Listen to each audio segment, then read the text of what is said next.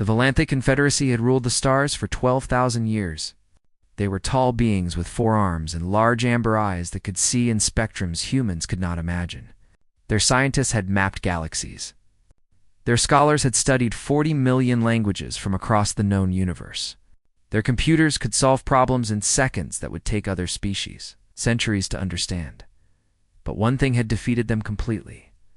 On 100 dead worlds scattered across the galaxy, there stood black stone monuments.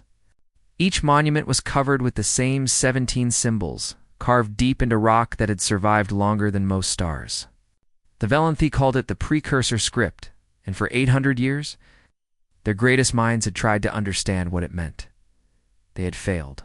Every single one of them, High Scholar Valanus, stood in the central archive on the planet Thesor Prime, staring at a piece of black stone that contained those mysterious symbols. She had spent 60 years of her life studying these markings. She had written 300 papers about them. She had developed new methods of analysis that had helped decode dozens of other ancient languages. None of it had helped with this one. Her assistant Corin entered the chamber quietly. He was young, by Valanthi standards, barely 200 years old, and he still had hope in his eyes. Valanus had lost that hope long ago. The Linguistic Council has made their decision, Corin said. They are considering closing the project permanently. Valanus did not respond. She kept staring at the symbols, as if somehow this time they might reveal their secrets. They did not. 800 years, she said finally. 800 years of the finest minds in the Confederacy. And we are no closer to understanding than we were on the first day. Perhaps some things are meant to remain unknown. No, Valanus turned to face her assistant. The beings who carved these symbols wanted to be understood. Why else would they place the same message on 100 different worlds? Why else would they carve it in stone meant to last forever? They wanted someone to read their words. They wanted someone to know what they had to say. She walked to the window and looked out at the stars. Somewhere out there, a civilization had risen and fallen. They had built wonders and touched the heavens. And then they had died, leaving behind nothing but stone and silence and 17 symbols that no one could read. There is one option we have not tried, Valanus said slowly, which is the humans. Corin made a sound that his translation device converted to surprised disbelief. The humans. High Scholar, they are barely out of their infancy as a species. They have only been traveling between stars for 300 years. They have encountered fewer than 50 alien species. What could they possibly offer that we have not already tried? I do not know, Valanus admitted, but we have tried everything else. Perhaps fresh eyes might see what ancient ones cannot. She gave the order that same day. A message was sent across the galaxy to the small blue planet called Earth, asking for a human expert in dead languages. The humans were confused by the request. The United Nations Xenolinguistic Division spent 2 weeks trying to figure out if it was some kind of joke or trap. The Valanthi were one of the most advanced civilizations in the known galaxy. Why would they need help from humans? But refusing would be an insult, and humans were still new to galactic politics. They could not afford to make enemies, so they began looking for someone to send. The problem was finding someone who was qualified. Human linguistics was focused on human languages. They had only begun to study alien communication systems. Most of their experts were busy with more immediate concerns. Eventually, a recruitment officer found himself in the small town of Helena, Montana, standing outside a community college that had seen better days. He walked through hallways that smelled of old carpet and cheap coffee until he found a cramped office filled with books and papers. Inside sat Samuel Briggs. He was 53 years old. With gray hair cut short and a face that had seen too much sun and too many hard days, he had been a Marine for 20 years, fighting in wars across half a dozen planets. Now he taught Latin and Greek to students who mostly did not care about either subject. "Let me make sure I understand," Samuel said after the officer explained the situation. "Some aliens who have been studying this writing for 800 years want me to come look at it?" "That is correct. And I am qualified for this because I teach dead languages. You are the closest thing we have to an expert who is willing to travel." Samuel laughed. It was a deep sound, rough around the edges. "Son, I teach teenagers how to conjugate verbs in languages that nobody has spoken for 2,000 years. I am not exactly a genius. The position includes significant hazard pay and an improved pension. Samuel looked around his office. The ceiling had water stains. The computer on his desk crashed at least twice a week. His students thought Latin was a type of music. "When do I leave?" he asked. The journey to this or prime took 11 days. Samuel spent most of that time reading everything the Valanthi had written about the precursor script. There was a lot of it. 800 years of scholarship filled thousands of files. He read about the mathematical approaches they had tried. He read about the linguistic analysis and the pattern recognition and the cognitive modeling. He read about the theories that had been proposed and tested and thrown away by the time his ship arrived at Thesser Prime. Samuel had come to a conclusion. The Valanthi were looking at this all wrong. High scholar Valanus met him at the archive. She was much taller than he had expected, nearly 3 feet higher than him. With 4 arms that moved in patterns his brain struggled to follow.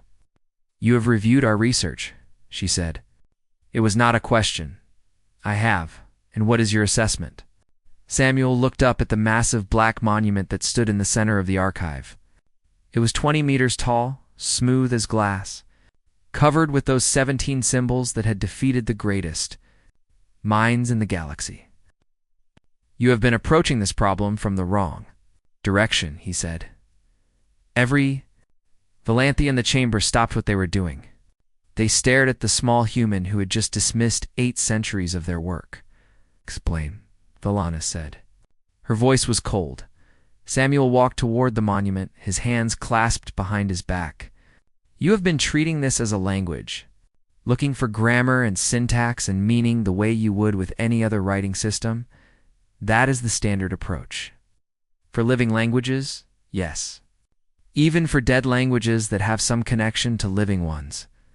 Samuel touched one of the symbols, a spiraling shape that looked like a galaxy.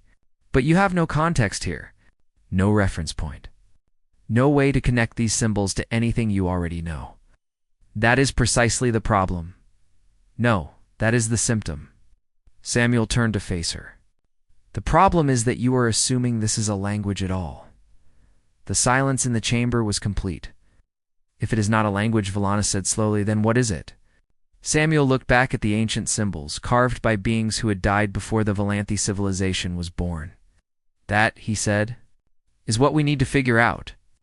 Samuel spent his first week on Thesser Prime simply watching. He watched the Valanthi scholars work. He watched them run the symbols through their translation programs. He watched them argue about theories and test hypotheses and shake their heads in frustration when nothing worked. And he thought about what he saw. The Valanthi were brilliant. There was no question about that. Their minds worked in ways that humans could barely understand. They could hold dozens of ideas at once, see patterns that would take human computers years to find, and remember everything they had ever learned with perfect clarity. But they had a weakness. They were too smart.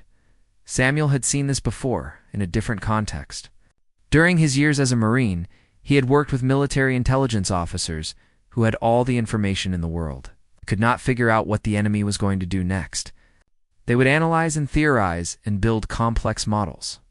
And then some sergeant with 20 years of experience would walk in, look at the situation, and say something simple that cut through all the confusion. The Valanthi had been looking at the precursor script for so long that they could not see it anymore. They saw data and patterns and linguistic structures. They did not see what was actually in front of them. "Tell me about the monuments," Samuel said to Valanus one morning. They were in her private study, a room filled with artifacts from 100 worlds. She sat behind a desk made of some dark wood that Samuel did not recognize. Her 4 hands folded in a gesture that his translation implant identified as thoughtful attention. "What do you wish to know?" "Where are they? How are they distributed?" Valanus activated a holographic display. A map of the galaxy appeared with small dots marking each location where a precursor monument had been found. 112 confirmed sites, she said. They span approximately 40,000 light-years. Concentrated primarily in what you humans call the Cygnus Expanse and extending outward toward Confederate space. Samuel studied the map. The distribution was not random. He had spent too many years reading tactical maps to miss that. They form a line, he said. A curve, technically. But yes, there is a linear pattern to their placement. Not just a line. A perimeter. Samuel traced the shape with his finger. Look at the spacing. Look at Ho. W. They arc around this region here. He pointed to an empty area in the Cygnus expanse. This is a defensive formation. Balanis leaned forward. A defensive formation. I was a soldier for 20 years. I know what a fallback position looks like. Whoever placed these monuments was not exploring. They were retreating. They were pulling back from something, leaving markers as they went. We have considered the possibility that the precursors faced some kind of threat, but we found no evidence of conflict at any of the sites. That is because you were looking for the wrong kind of evidence. Samuel turned away from the map. You were looking for battle damage, weapons, signs of war. But what if the threat was not something you could fight? What do you mean? Samuel did not answer immediately. He walked to the window and looked out at the alien sky. 2 moons hung on the horizon, one red and one pale blue. So different from Earth, and yet the stars beyond were the same stars he had seen from Montana. When I was young, he said, my grandfather told me stories about his grandfather, who had lived through a great sickness. Millions of people died. Not from war, not from violence. From a disease they could not see and did not understand, turned back to face Valanis. My great-great-grandfather survived. And do you know what he did afterward? He wrote letters. Dozens of letters to people he would never meet, describing what had happened, explaining what they had learned about the sickness, warning them what to do if it ever came back. He was trying to protect future generations. Yes, and he knew he might fail. He knew the letters might be lost or destroyed or simply ignored, but he wrote them anyway, because it was the only thing he could do. Samuel gestured at the holographic map. These monuments are letters. They are messages from beings who knew they were dying, left for strangers they would never meet, hoping someone would read them and understand. Valanis was silent for a long moment. Her amber eyes seemed to glow in the dim light of the study. If you are correct, she said finally, then we have been asking the wrong question all along. What question have you been asking? What do these symbols mean? What language do they represent? How can we translate them? Valanis stood and walked to the map. But if they are a warning, the question we should ask is different. What are they warning us about? Samuel said yes. They worked together for the next several days, approaching the problem from a new direction. Instead of trying to decode the symbols, they tried to understand the beings who had made them. The precursors had built monuments designed to last millions of years. They had placed them on 100 worlds, spread across a vast distance. They had chosen locations carefully, always in places where the monuments would be visible, where future travelers could not miss them. These were not the actions of scholars writing a research paper. These were the actions of desperate people trying to be heard.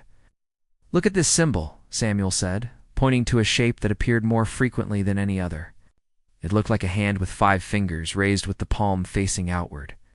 What does this remind you of? We have analyzed it extensively. It does not correspond to any known phoneme or concept in our databases. Forget your databases. Just look at it.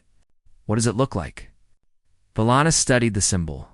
It resembles an appendage of some kind. Perhaps a manipulator limb, a hand, Samuel said. It looks like a hand. And what does a hand raised like this mean in almost every culture I have ever studied? He raised his own hand, palm out, fingers spread. Stop, Valanis said slowly. It means stop, or warning, or danger, or do not proceed. Samuel felt a chill run down his spine, despite the warmth of the room. This is not a letter in an alphabet. It is a gesture, a universal signal that any being with hands might recognize. But why would they? Because they were afraid. Because they wanted to warn whoever found these monuments. Because they knew that words might not translate. Languages might not survive. Cultures might be too different to understand each other. But this. He held up his hand again. This might get through. Valana stared at the symbol for a long moment. Then she began to move through the database, pulling up images of the other 16 symbols, arranging them in new patterns. If the first symbol is a gesture meaning stop, she said, then perhaps the others are gestures as well. That is what I am thinking. They worked through the night, examining each symbol through this new lens. Some were harder to interpret than others, but gradually a pattern began to emerge, a spiral that evoked a sensation of falling or being pulled downward, circles expanding outward like an explosion, a shape like a closing eye, suggesting darkness or endings, and again, that hand raised in warning. By morning, they had a rough translation, not of words, but of feelings, not of language, but of fear. Something terrible had happened to the precursors, something they could not fight and could not escape, and they had spent their final days carving these warnings into stone, hoping that someone, someday, would understand. "We need to tell the council," Valana said. Samuel nodded, but he could not shake the feeling that they had only scratched the surface. The precursors had left a message, yes, but the most important part of that message was still hidden. What had they been warning about? And was it still out there? The discovery changed everything. Within days, scholars from across the Confederacy began arriving at Thesser Prime. They came from a dozen different species, bringing their own perspectives and their own expertise. The archive, which had been quiet for so long, suddenly buzzed with activity and excitement. Samuel found himself at the center of it all, which was not a position he had ever expected to be in. He was just a retired Marine who taught Latin to bored teenagers.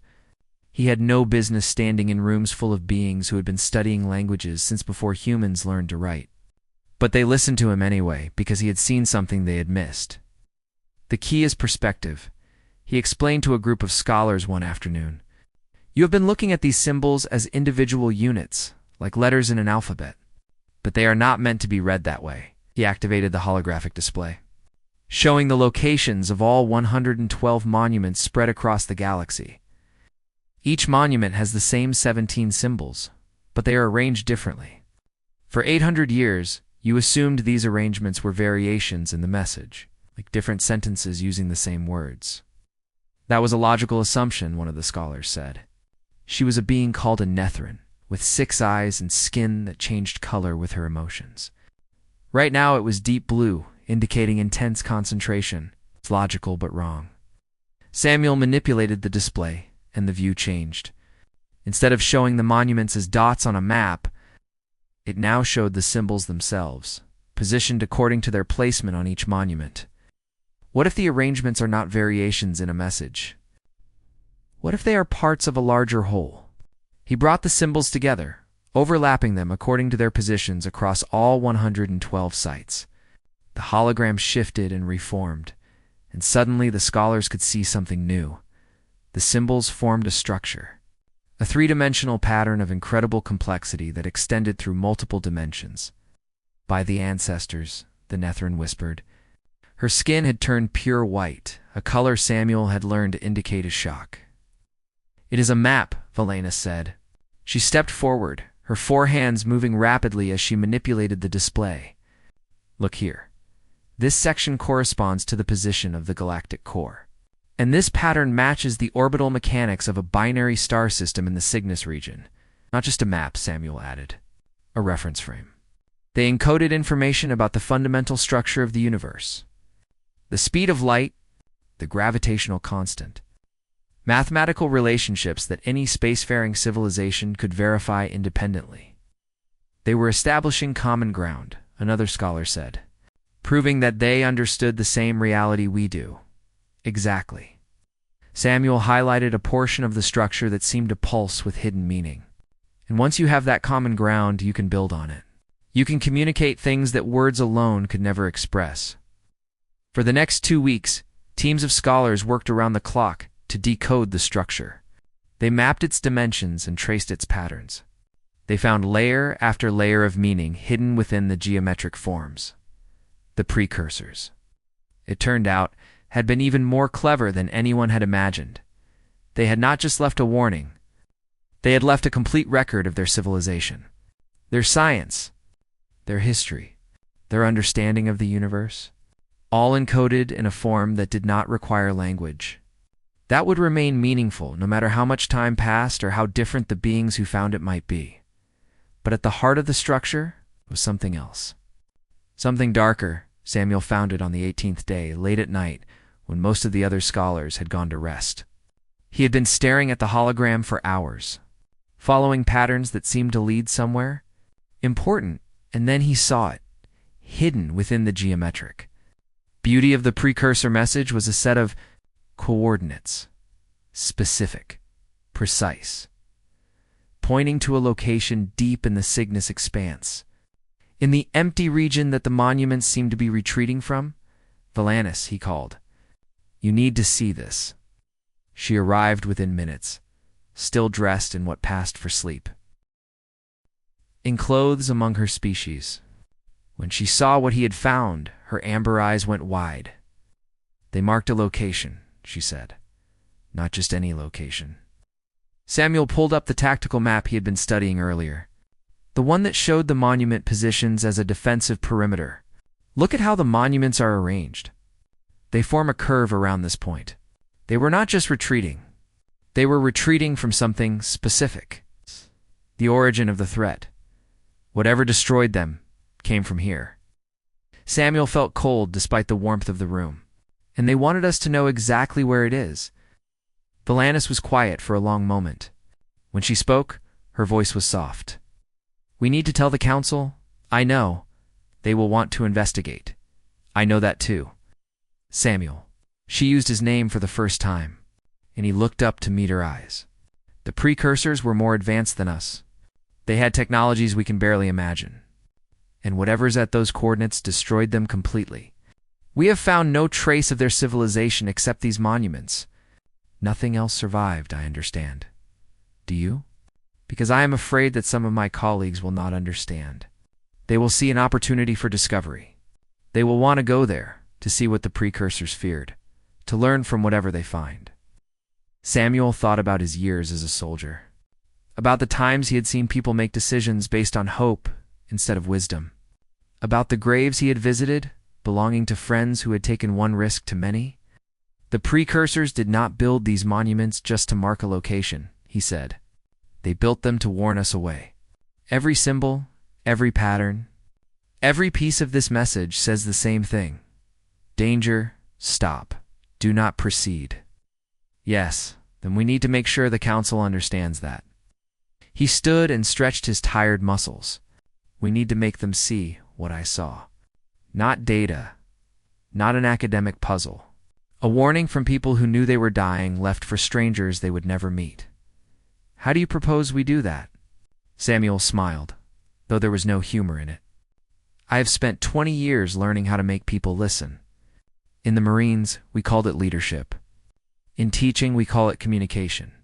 Either way, it comes down to the same thing, which is telling the truth in a way that people cannot ignore. He looked back at the hologram, at the coordinates pointing to something that had ended a civilization and might be waiting still. Tomorrow, he said, I am going to tell the council a story, and I am going to make sure they understand every word. Valanis nodded slowly. I will arrange for you to speak. Thank you. She turned to leave, then paused at the door. Samuel, why do you care so much about this? You are human. You have only known about the wider galaxy for a few centuries. Whatever destroyed the precursors happened long before your species even existed. Why does it matter to you? Samuel considered the question. It was a fair one, because someone has to, he said finally. Because those beings out there, whoever they were, spent their final days trying to save strangers they would never meet. They did not know who would find their monuments. They did not know if anyone ever would. But they tried anyway, because it was the right thing to do. He looked at her with eyes that had seen too much death and still believed in something. I am not going to let their sacrifice mean nothing. Someone has to listen. Someone has to care. And right now, that someone is me. Valanis did not respond, but as she left, Samuel thought he saw something in her expression that he recognized. Hope. After 800 years of failure, the Volanthi had finally found hope. He just prayed they would not waste it. The council chamber was the largest, enclosed space Samuel had ever seen. It rose hundreds of meters above him, carved from living rock that had been shaped over thousands of years. Seating tiers circled the central speaking floor, filled with representatives from 17 different species. Hundreds of eyes, in every shape and color imaginable, looked down at him. Samuel had faced enemy fire. He had led men into battle. He had stood at the bedsides of dying friends and kept his composure. But standing alone in the center of that vast chamber, knowing that his words might shape the future of the galaxy, was something different entirely. He took a deep breath and began. 3 weeks ago, I was a retired Marine teaching Latin to college freshmen in Montana. I had never been off Earth. I had never met an alien. I had no idea why anyone would want my help with anything. A murmur rippled through the chamber. Samuel had their attention. High Scholar Valanis asked me to look at the precursor script because humans have experience with dead languages. Languages that no one speaks anymore. Languages that we have to piece together from fragments and guesses and educated assumptions. He walked slowly across the speaking floor, making eye contact with as many representatives as he could. Your scholars have spent 800 years trying to decode these symbols. They have used every tool at their disposal. Mathematical analysis, linguistic modeling, cognitive mapping. All of it failed. We are aware of our failures, a deep voice said from the upper tiers. The speaker was a massive being covered in thick fur, with tusks curving from his lower jaw. Samuel's implant identified him as Ambassador Vorith of the Gathrin Federation. Why have you come to remind us of them? Because I want to explain why you failed. And it has nothing to do with intelligence or technology or the limits of your methods. Samuel stopped in the center of the floor and raised his hand. Palm outward, fingers spread. You failed because you were looking for a language. But this is not a language. It is a gesture. He held the pose, letting them look at it. On Earth, this gesture means stop. It means warning. It means danger ahead. We use it to tell people to stay back, to be careful, to pay attention. And it is one of the oldest symbols in human history. He lowered his hand. The precursors did not write words. They wrote gestures. Universal signals that any being with manipulator appendages might recognize. They did this because they knew that words would not survive. Languages change. Cultures evolve. What makes sense to one species might be incomprehensible to another, but gestures are different. The raised hand means stop because it creates a barrier. The closed eye means darkness because eyes close in the dark. The expanding circles mean explosion because that is how explosions look. These are not arbitrary symbols. They are pictures of reality, activated the holographic display. And the three-dimensional structure they had discovered appeared above his head. When we combined the symbols from all 112 monument sites, we found this: a map of the universe, a description of physical constants, a reference frame that any spacefaring civilization could verify independently. The scholars in the audience leaned forward. Many of them had seen this data already, but seeing it presented this way was different. The precursors built common ground. They proved that they understood the same reality we do. And then they used that common ground to tell us something important. Samuel manipulated the display, and the coordinates appeared, glowing red against the darkness. This is the center of the pattern. The point that all the monuments are retreating from. The precursors wanted us to know exactly where this place is. What is there? Someone asked. We do not know. But we know what it did. Samuel's voice grew quieter, and the chamber fell silent to hear him. The precursors were advanced, more advanced than any of us. They built monuments that have lasted millions of years. They encoded messages in geometries that span dimensions we cannot perceive. They had knowledge and technology beyond anything we can imagine, and something destroyed them, completely, absolutely. We have found no trace of their civilization except these warnings carved in stone. No cities, no ships, no bodies, nothing. He let that sink in. Whatever is at these coordinates did not just defeat the precursors. It erased them. It took a civilization that spanned half the galaxy and reduced it to silence. And the precursors, in their final days, used everything they had to leave us this message. The display changed again, showing the emotional translation they had developed. Not words, but feelings. Fear, warning, desperation, love. They were afraid, Samuel said. They were dying. And they spent their last moments trying to save strangers they would never meet. People from species that did not yet exist. Beings who might not be born for millions of years. His voice cracked slightly, but he pressed on. That is what these monuments mean. They are not a puzzle to be solved. They are not a mystery to be investigated. They are a warning from the dead, left by beings who loved the universe so much that they could not bear to leave it unprotected. He looked up at the assembled representatives. You have to decide what to do with this information. You can ignore it. You can investigate those coordinates and try to learn what destroyed the precursors. You can treat this as an academic curiosity or a potential source of valuable technology. But before you decide, I want you to think about something. The precursors were smarter than us. They were more advanced than us. They had resources and knowledge that we cannot match. And they did not try to fight whatever destroyed them. They did not try to study it, or understand it, or use it. They ran. They carved their warnings into stone, and they died. Samuel let the silence stretch out. Then he spoke one more time. I am just a retired Marine who teaches dead languages. I do not have the wisdom of 800 years of scholarship. I do not have the intelligence of beings who have mapped the universe. But I know one thing. When someone spends their dying breath trying to warn you about something, you should listen. He stepped back from the center of the floor. That is all I have to say. The chamber erupted into noise. Representatives shouted questions and arguments and demands. Some wanted to send expeditions immediately. Others wanted to build defenses. A few argued that the whole thing was a misinterpretation and that more study was needed. Samuel ignored it all. He walked to the edge of the speaking floor, where Valanis was waiting. You did well, she said. Did I? They seem pretty divided. They are. But that is better than unified ignorance. She guided him toward a side exit. The debate will continue for days, perhaps weeks. But you have given them something they did not have before. What is that? Perspective. She looked back at the chaos of the chamber. For 800 years, the precursor script was a puzzle. A challenge to be solved. You have reminded them that it is something else entirely. A responsibility. They walked in silence through the corridors of the archive. Samuel felt exhausted, drained in a way that had nothing to do with physical tiredness. He had said everything he could say. Now it was up to others to decide what to do with it. What happens now? He asked. Now we wait. The council will debate.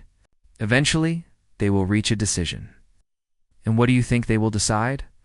Valanis was quiet for a long moment. I think they will be careful, she said finally. Your words reached them.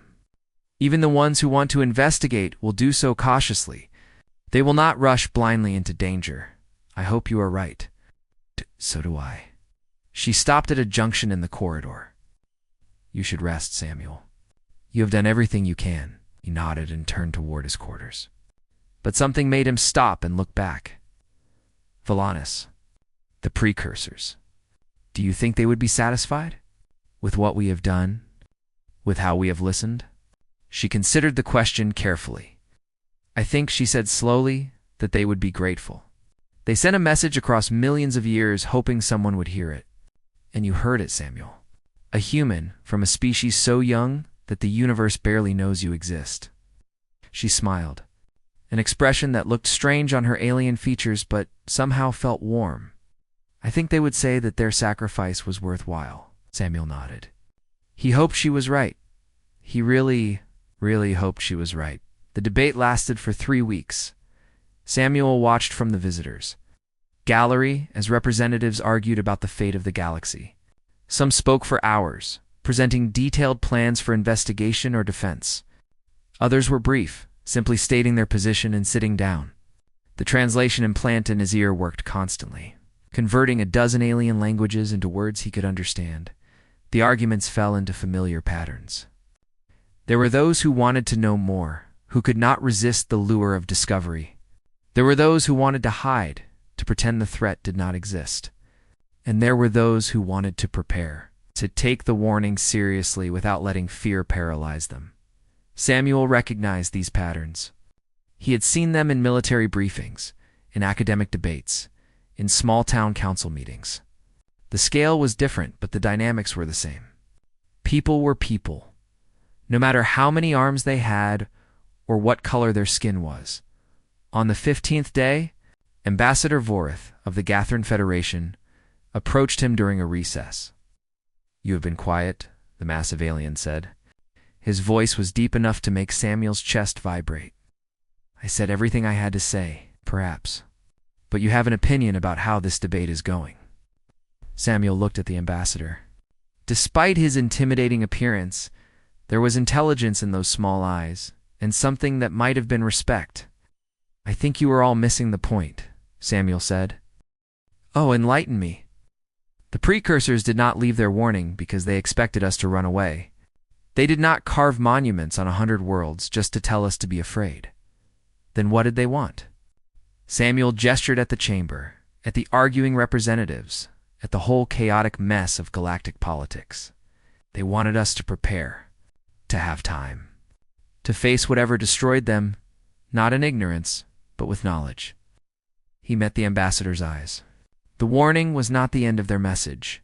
It was the beginning. Forrest studied him for a long moment. Then he nodded slowly. "You are wiser than your years, human. I am 53.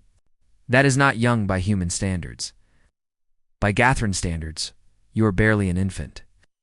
The ambassador's tusked mouth curved into something that might have been a smile. "But wisdom is not measured in years. It is measured in understanding. And you understand something that many of my colleagues do not.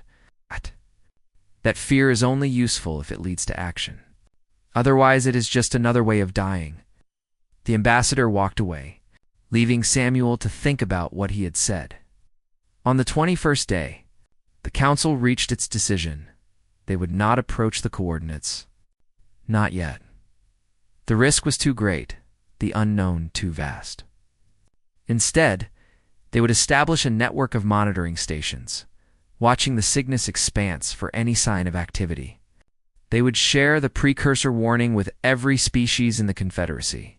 They would begin building defenses, developing contingencies, preparing for a threat that might come tomorrow or might come in 1,000 years. But most importantly, they would remember. The precursor script would no longer be classified as an unsolved puzzle. It would be recognized as what it truly was, a sacred trust, a message from the dead entrusted to the living, a responsibility that every generation would carry forward. Hi, Scholar Valanis, delivered the council's decision in a ceremony that was broadcast across the galaxy. She spoke of the precursors with reverence, acknowledging their sacrifice and their wisdom. She spoke of the threat that had destroyed them, and the need for vigilance and preparation. And she spoke of Samuel Briggs. This human came to us from a young species, barely 3 centuries into their journey among the stars. He had no special qualifications, no advanced degrees, no centuries of scholarly experience. He was simply a soldier who had learned to read dead languages, and yet he saw what we could not see. He understood what we could not understand. He listened to voices that had been silent for millions of years, and he heard what they were trying to say. The precursors did not leave their message for the wise or the powerful. They left it for anyone who would listen. And it was a human who listened first. Samuel felt his face grow warm as the gallery turned to look at him. He had never been comfortable with attention, but Valanis was not finished. This is what humans bring to our galaxy. Not wisdom accumulated over millennia. Not technology refined over countless generations. They bring fresh eyes and open hearts. They bring the willingness to see what is actually there, rather than what they expect to find. They are young and foolish, and they make mistakes. But they also learn, they grow. They surprise us. The precursors were ancient and powerful, and they fell. We must not make their mistake. We must not become so confident in our own understanding that we cannot hear the truth when it is spoken by someone different from ourselves. Today we begin a new chapter. Not because we have decoded an ancient script, but because we have remembered how to listen. The ceremony ended. The representatives dispersed, and Samuel Briggs, retired Marine Corps Master Sergeant, found himself alone in the visitors' gallery. Looking up at the stars through the transparent ceiling, he thought about the precursors, about beings who had lived and loved and built wonders, only to face something they could not defeat. He thought about their final days, carving warnings into stone, hoping against hope that someone would understand. And he thought about how strange it was that he, of all people, had been the one to hear them. The universe, he had learned, had a peculiar sense of humor. 2 months later, Samuel returned to Earth. He went back to his community college, back to his cramped office with its water-stained ceiling and unreliable computer. He resumed teaching Latin and Greek to students. He still did not care much about either subject, but something had changed. Sometimes, late at night, when he was grading papers or preparing lessons, he would look up at the sky and think about what was out there. The monitoring stations watching the Cygnus expanse, the defenses being built across 100 worlds, the species that had once been strangers, now united by a common purpose. And somewhere, in the vast darkness between the stars, the monuments of the precursors still stood, silent, patient, waiting. Their message had been received. Their warning had been heard. After millions of years of silence, they had finally been understood. Samuel liked to think that they would be pleased. One evening, a student came to his office hours with a question. She was a young woman named Lucy, barely 19, with bright eyes and a genuine curiosity that was rare among his students. "Professor Briggs," she said, "why do you study dead languages? What is the point if no one speaks them anymore?" Samuel leaned back in his chair and considered the question. "Because the dead still have things to tell us," he said finally. "Because people who lived thousands of years ago had wisdom we need to hear. Because language is not just a tool for communication. It is a bridge across time." He looked out the window at the darkening sky. "Because someday we will be the dead. Someday, someone will find the things we leave behind and try to understand them. When that happens, I want them to succeed." Lucy nodded slowly. "That makes sense. I hope so." Samuel smiled. "Now, do you have questions about the assignment?" They talked for another hour about Latin grammar and Roman history and the strange persistence of dead languages across the centuries. When Lucy left, Samuel sat alone in his office for a long time, thinking. The precursors had sent their message across millions of years, hoping someone would listen. And someone had a retired Marine from Montana, teaching dead languages at a community college in the middle of nowhere. The universe had a sense of humor, all right. But it also had a kind of justice. The wise and powerful had failed. The young and foolish had succeeded. Not because they were smarter or better, but because they had been willing to listen. That was the lesson Samuel realized. The most important thing the precursors had taught them. Not the location of the threat, not the nature of the danger, but the simple, profound truth that every voice matters, even the quiet ones, even the forgotten ones, even the ones that speak from beyond the grave. Someone is always listening. He picked up his red pen and went back to grading papers. The stars would still be there tomorrow.